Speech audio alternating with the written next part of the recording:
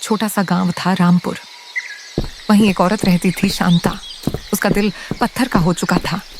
उसका अपना बेटा तो था, लेकिन उसके पति की पहली पत्नी के 2 बच्चे भी थे।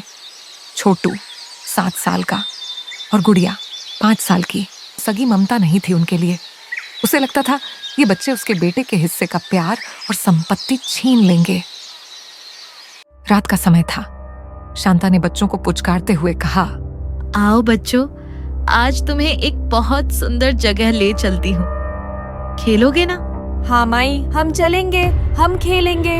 गांव के आखिरी छोर पर एक पुराना सूखा कुआं था, जिससे अब कोई नहीं आता जाता था।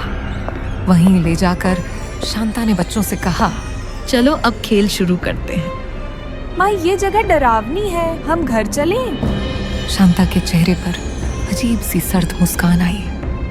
उसने पहले छोटू को उठाया और कुएं की मुंडेर पर बैठाया। छोटू डर गया।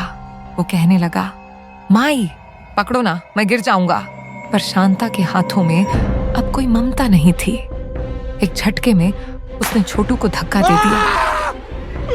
छोटू की चीख गूंजती रही, माई। गुड़िया चीखते हुए शांता के पैरों से लिपट गई। माई, मुझे मत फेंको, मैं अच्छी बच्ची बनूंगी, मैं कुछ नहीं मांगूंगी, बस बचा लो। शांता की आंखों में कोई दया नहीं थी। उसने गुड़िया को भी दोनों हाथों से उठाया और उसे भी कुएं में फेंक दिया। कुछ पल के लिए पूरा गांव जैसे खामोश हो गया। कुएं से आती बच्चों की आखिरी चीखें और फिर गहरा सन्नाटा। शांता वापस लौटी, अपने बेटे को गोद में उठाया और बुदबुदाई, अब कोई नहीं बांटेगा तेरा प्यार, कोई नहीं। लेकिन उस रात से शांता के घर के बाहर कुएं से बच्चों के रोने की आवाजें आने लगी। रात होते ही कोई दरवाजा खटखटाता, कोई कानों में फुसफुसाता, माई माई माफ कर दो। शांता का चेहरा पीला पड़ गया।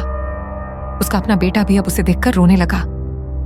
गांव वाले कहते हैं, शांता की आंखों में दिन रात वही मासूम बच्चों की चीखें नाचती रहती थीं। कुछ महीनों में शांता पागल हो गई और एक रात उसी कुएं में कूदकर जान दे दी, जहां से मासूम बच्चों की चीखें अब भी आती थीं।